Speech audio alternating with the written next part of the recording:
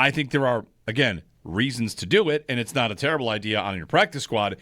But the bigger point I want to make is just the reaction was from people I talked to, like I said, at a golf tournament and on Twitter. Swift sort of, what are they doing at defensive tackle? What are they doing on the line? How could they still be battling with adding someone from the outside, given the number of pieces that they already added in one offseason? I think, too, that the fact that it is Phillips actually implies, like, oh, they think this guy might have to play. And that might be the biggest difference between him and whoever they would bring onto the practice squad that nobody's ever heard of. Yeah.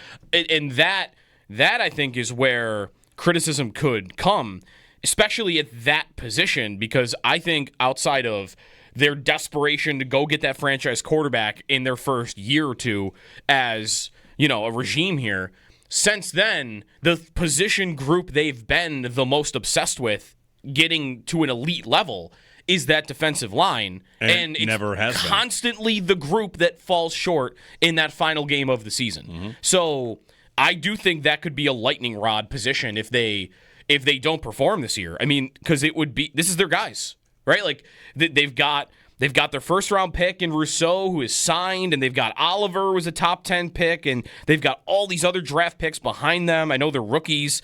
Dwayne Carter is a third round pick. That's the draft compensation they trade down in the Xavier Worthy trade to get. Yeah. Joey Bosa is their biggest free agent signing of the summer. Epinesa was their first draft pick of a draft. Like, there's so much put into it that if you're getting to a place where some point during the season, this isn't going well, Jordan Phillips, again, put him in there. Yeah. Like, that could happen. I remember when Beasley came back and there was a little bit of that. Like, how could you be at a place where Cole Beasley and John Brown have to come back and save the day off the couch when they're basically out of retirement because they're not NFL players anymore?